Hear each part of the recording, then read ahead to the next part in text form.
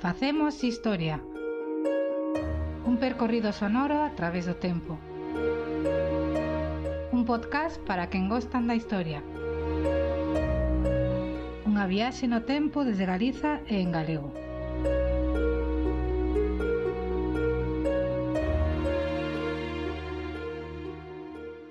Episodio 20.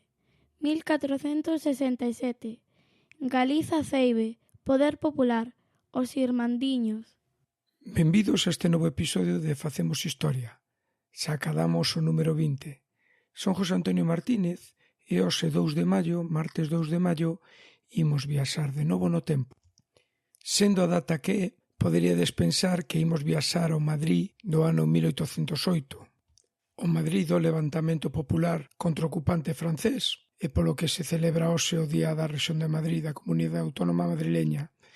Mais non nos imos quedar en Madrid nin nesta data. Imos retroceder moito máis no tempo. A Ourense de 1467.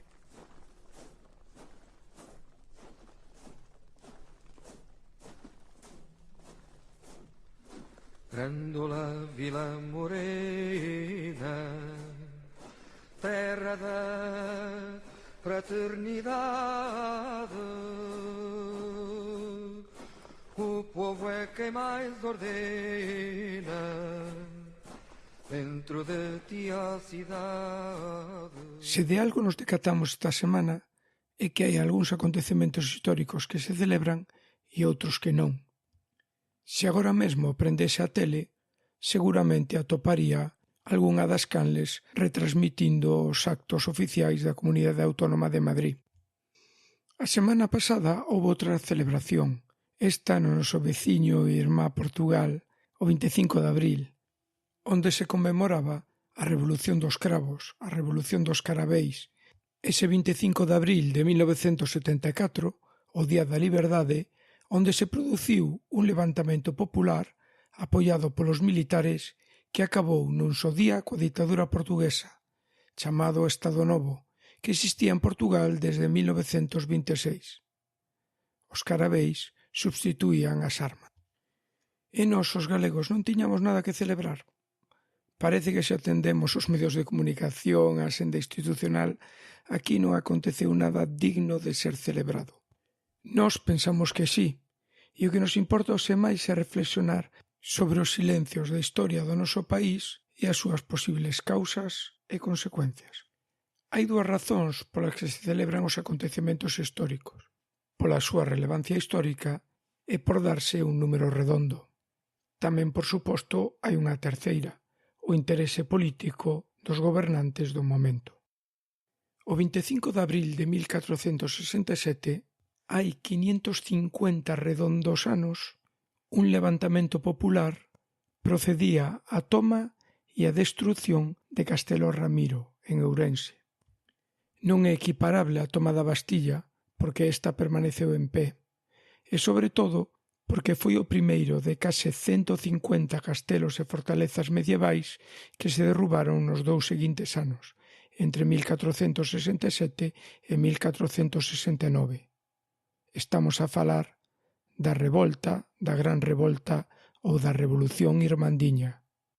Neste tempo levantouse toda a terra coa Santa Irmandade, en tanto que non deixaron fortaleza en todo o reino de Galiza.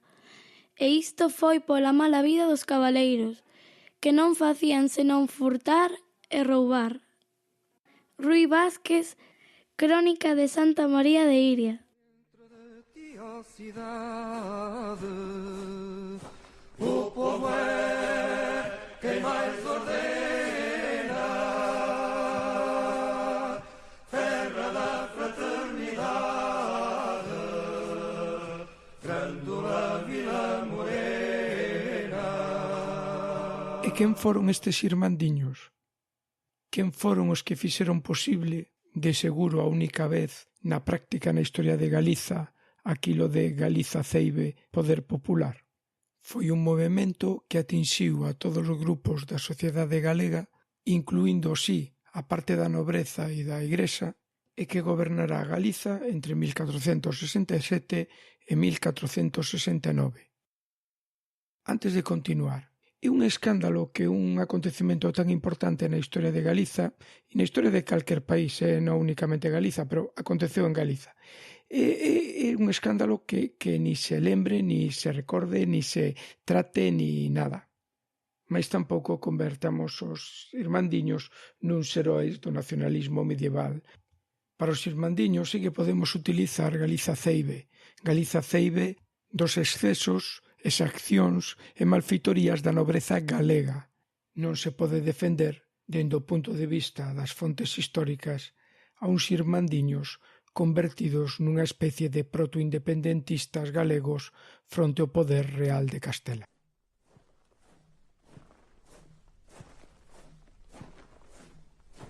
Em cada esquina um amigo, em cada rosto igualdade, Grândola Vila Morena, terra da fraternidade. Por que se produciu esta revolta, Gran Revolta ou Revolución Irmandiña en 1467? Temos que falar, primeiramente, da forte extensión social que existiu na Galiza do século XV. Hai quen fala realmente dunha guerra aberta, dunha guerra social, entre sectores da nobreza que se dedicaban a extorsionar, roubar, en resumo, explotar ao resto da sociedade galega. A esta conflictividade social únese a anarquía que se estaba a vivir no reinado de Enrique IV, sen moito poder e enfrontado cos grandes nobres do reino de Castela. Vista a difícil situación social e política, 2 anos antes do inicio da Revolta Irmandiña, en 1465, creárase en Medina unha Hermandad General onde participaran representantes galegos. E o social e o político uniuse a mala situación económica cuns malos anos de colleita entre 1465 e 1467 que en Galicia concretouse cunha grande mortandade no ano 66.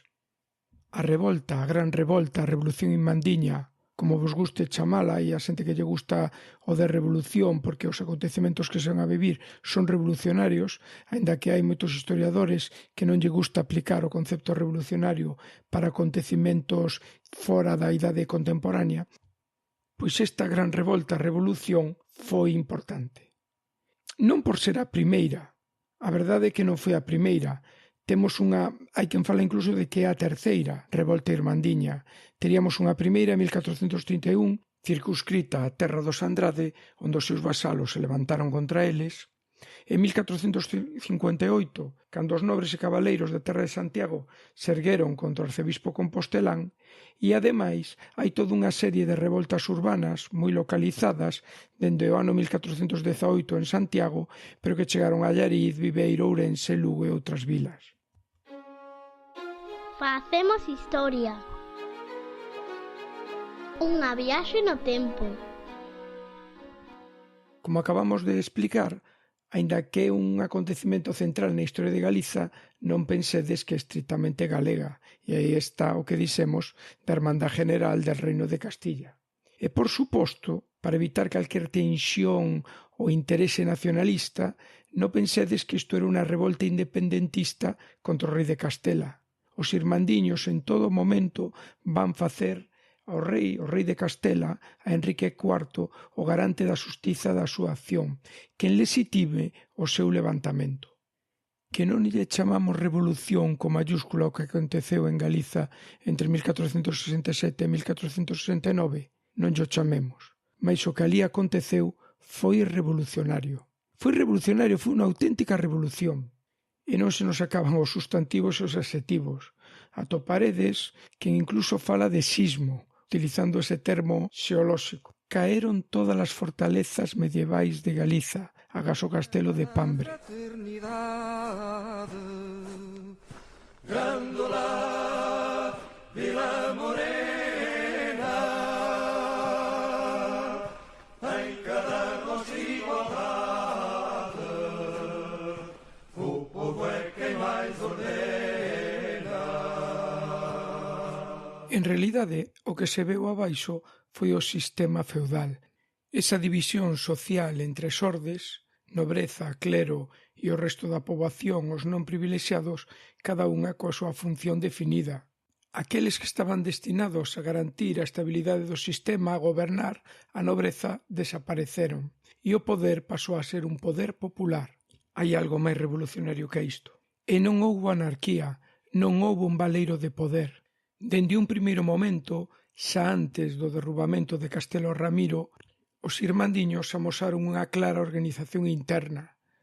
Enriba de todo, a Xunta Xeral do Reino de Galiza, que se reuniu en Melide en ese febreiro de 1467. A súa función, coordinar a actuación dos irmandiños en todo o país, en todo o territorio galego. Os irmandiños estaban organizados dende a base, que eran as freguesías. De aí saían os deputados, representantes nas xuntas xerais, os alcaldes, que eran os que levaban a dirección no ámbito local. Mirade se non habería organización que para o rural se agrupaban varias freguesías para un alcalde. Aparece tamén a figura dos cuadrilleiros, que eran os que enlazaban a alcaldía cos participantes nas revoltas e coordinaban as accións. Dende o punto de vista militar, aparece a figura dos capitáns da Irmandade. Destacouse normalmente o peso que vai ter aquí a nobreza, seguramente pola súa formación e capacitación previa. Con todo, entre os capitáns da Irmandade destacan homes da cidade, sendo Joan Branco o líder irmandiño máis popular, notario da vila de Betanzos. Tamén atoparemos dirixindo accións militares a labregos ou mesmo monses soldados. A dos irmandiños foi unha auténtica revolución social, mas non pensedes que das clases non privilexiadas contra os grupos estamentais privilexiados. Os irmandiños, dende un principio, tentaron atraer a parte da nobreza, contra o conde de Lemos, o arcebispo de Santiago, os principais nobres galego. Non o conseguiron, seguramente polas condicións que lles impuseron, que eran a entrega e o derrubamento das súas fortalezas.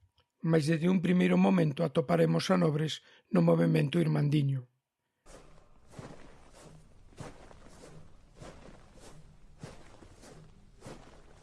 Non houbo anarquía e tiñan os seus obxectivos a súa función clara. Era impor a xustiza, devolver os bens usurpados, manter a paz e a orde. Por isto, era fundamental, central no movemento irmandiño, o derrubamento das fortalezas, dos castelos señoriais, dende onde se cometían todas as tropelías, malfeitorías, exaccións e abusos sobre o conxunto da poboación. Visto dende o punto de vista nobiliario, si que se podría falar de anarquía, dunha desfeita enorme, dunha destrucción, mas ese era o obxectivo irmandiño. Agás os foros, deixaron de pagar o resto de rendas aos señores. Reflexo da organización do movemento irmandiño é a súa propia estrutura económica, as arcas da Irmandade. O movemento irmandiño cotizouse, podendo ser obrigatorio segundo a posibilidade de cada persoa ou con donativos voluntarios, dos que temos constancia documentalmente como os do Cabido de Santiago. E como se levaba a cabo o derrubamento das fortalezas? As toas? Non. Existía unha clara organización das accións. A iniciativa partiría das cidades, os puntos de partida destas accións de derrubamento. Nestas accións participaría tamén o campesiñado. O derrubamento das fortalezas dos castelos comportaba unha grande dificultade técnica. O normal era facer buracos no muros, enchelos de madeira e prender luve, mas houbo casos onde houbo que derrubar a fortaleza pedra a pedra. As milicias irmandiñas terían un equipamento semellante ao dos exércitos señoriais. Iso sí, non contarían co mesmo grau de xerarquía. O movemento irmandiño foi un levantamento popular no que participaron xente de todos os grupos sociais. Entre os 150 cargos, a maioría é xente traballadora, destacando un forte protagonismo coral. A burguesía das vilas participaría na busca dunha maior autonomía fronte aos grandes señores. O campesiñado tería o interés de acabar cos abusos, exaccións, roubos e violencia que viñan sufrindo ao longo de todo o século. E a Igrexa, pois os eclesiásticos apoiaron o levantamento, xa cunha participación activa, mesmo con persoas, pero fundamentalmente con diñeiro, e foron un dos grandes beneficiados, devolvéndose as propiedades usurpadas pola nobreza laica. Mirade se non se veu ben este papel por parte da Igrexa, que mesmo a Irmandade recibiu o apelativo de Santa. E a nobreza que participou? Pois hai quen di que os nobres laicos que participaron buscaron ter un maior peso social a través do control das cidades. A partir de todo isto, podemos dicir que o movemento irmandiño foi unha gran revolta contra o exercicio arbitrario do poder feudal. Foi unha grande revolta social, mais non unha revolta antifeudal ou unha revolta das clases populares fronte ás clases privilexiadas. Foi un movemento revolucionario, aínda que entendamos o problema conceptual de utilizar o termo revolución fora da idade contemporánea. À sombra de uma azinheira que já não sabia a idade, jurei ter por companheira grândola a tua vontade. Despois de 2 anos de control goberno irmandiño sobre o conxunto do territorio galego, en 1469, a nobreza exiliada, rearmada fora da Galiza, accedeu a ela por 3 vías, camiño portugués, vía da Prata e camiño francés, seguramente que o coñeceredes, non é só un camiño de peregrinación, e atacou o movemento irmandiño conseguindo unha gran vitoria. Aproveitouse da súa superioridade militar, apoiada na axuda que recibían dende o exterior, e das fendas que empezaron a xurdir entre os irmandiños. Agás a tenaz resistencia na terra dos Andrade ou nalgunhas vilas, pronto o seu dominio foi incontestable. Día testemuña que nese tempo Pardo de Cela, mariscal, dixera ao dito conde que inzase os carballos de ditos vasalos, e que dito conde dixera que non quería, que non se había de manter dos carballos. Preito Tavera Fonseca. E que consecuencias tivo a Revolución Irmandiña? Pois para isto tampouco os historiadores se poñen de acordo. Hai que enfatiza unha versión negativa fronte a quen ve, sobre todo, perspectivas positivas. Os primeiros falan de como o campesiñado viuse obrigado a reconstruir 45 fortalezas xa co seu propio traballo ou costeando economicamente. Por outra banda, falan de unha vitoria pírrica por parte da nobreza porque, xusto despois de vencer o movemento irmandiño, comezaron o enfrontamento entre eles, fundamentalmente polas demandas do arcebispo Fonseca, que quería un maior papel. A isto uniuse a guerra civil que se deu no Reino de Castela e a división da nobreza galega entre os partidarios de Isabel, encabezados por arcebispo Fonseca, contra os partidarios de Xoana Peltranesa de Portugal, encabezados por Pedro Madruga. Por outra banda, as cidades e vilas veríanse cun empobrecemento paulatino e produciríase unha conversión da burguesía nunha burguesía afidalgada, non poidendo aproveitar o desenvolvemento comercial que viviron outras vilas castelás pola apertura do Estreito de Xibraltar. Mesmo hai quen fala ou vincula o empobrecemento de Galiza co fin desta revolta irmandiña. Mas hai tamén quen enfatiza os aspectos positivos. En realidade, tras a revolta irmandiña non existiu unha reacción cruel, señorial, venganza, un castigo exemplar contra o campesiñado. Iso mostraría o carácter masivo do levantamento e a imposibilidade de tomar accións coercitivas contra toda a poboación. E aínda que si houbo que reconstruir fortalezas, estas 45 só serían 1/3 das derrubadas. A mudanza da clase dominante froito desta guerra civil castelá puso fin ao uso da violencia para as malfeitorías, e o modelo de xustiza e de paz e a garantía de paz instaurado polos irmandiños nestes 2 anos serían a base da seguridade, paz e xustiza que imporía no Estado moderno os reis católicos. Os irmandiños non eran un movemento nacionalista, non foron un movemento independentista da coroa de Castela, pero os irmandiños eran galegos. A través dos irmandiños podemos facer unha reflexión sobre a nosa historia. Hai quen ve na Xunta Xeral deste Reino de Galiza, na Xunta Xeral irmandiña, a orixe da Xunta actual.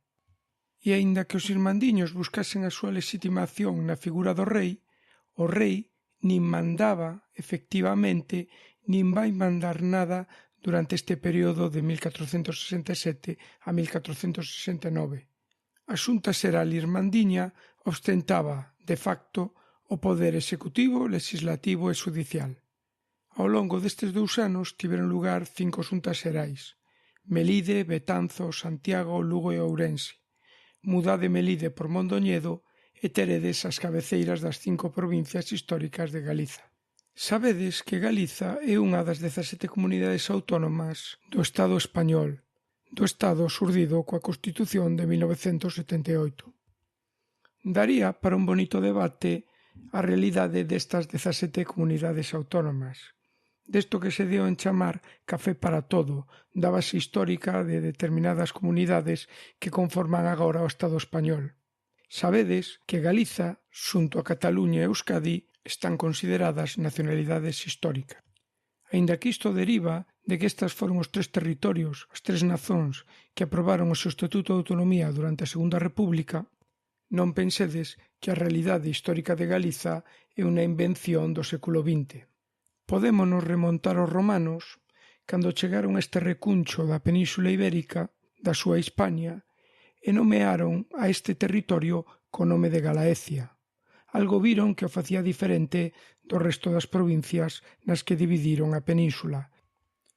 Máis de 1000 anos despois, uns representantes galegos viaxaban a Medina, a Hermandade General do Reino de Castela. Cando en 1467 decidan constituirse en Xunta Xeral do Reino de Galiza, eles teñen unha conciencia clara do que é Galiza e que parte da súa identidade lingüística. Se a primeira xunta é en Melide é porque alí consideran que é a metade do reino, un sitio que é distante para que podan acceder os representantes de todo o país. Para os irmandiños, Galiza era unha entidade e unha realidade cultural, política, económica e social. Jurei ter por companheira a sombra do mar zinheira, que já não sabia a idade. Os franceses teñen o seu 14 de xullo, os portugueses o seu 25 de abril e os madrileños o seu 2 de maio. En 1808, tras a abdicación de Carlos IV e Fernando VII, o Estado español borbónico veuse abaixo, deixando un verdadeiro vacío de poder, unha anarquía que o novo monarca Xosé I e o exército francés non podía controlar. Será o pobo, autoorganizándose en xuntas, a que creará as bases do Estado contemporáneo en España, até o punto de 4 anos máis tarde aprobar a primeira Constitución liberal en España ao tempo que defendía o territorio frente ao invasor francés. Emocionante, non? Pois o pobo galego había 300 anos que xa fora quen de se organizar igualmente, mas non contra un inimigo exterior, sino contra un inimigo interior. A Idade Moderna comeza en Galiza en 1467, coa Gran Revolta Revolución Irmandiña, e non en 1480, coa chegada dos Reis Católicos. A chegada dos Reis Católicos, ben, esa é outra historia, ou a mesma, mais noutro episodio. Se gostas da historia, se pasaches un bo rato ouvindo este episodio, lembra que podes nos seguir a escoitar a través das nosas contas en Spreaker, iVoox ou ben en iTunes, na conta de Facemos Historia. Podes visitar o noso blog facemoshistoria.wordpress.com, onde atoparás as referencias deste episodio. Non dubidedes en vos suscribir ao noso podcast en calquera das plataformas indicadas ou a través da nosa canle de YouTube. Non te perdas a nosa cita semanal e, como non, se queres contactar con nós para calquera tipo de consulta ou suxestión, podes facelo a través do noso correo electrónico facemoshistoria@gmail.com ou da nosa conta en Twitter @facemoshistoria. Agradecendo a vosa atención, despedímonos até o próximo episodio.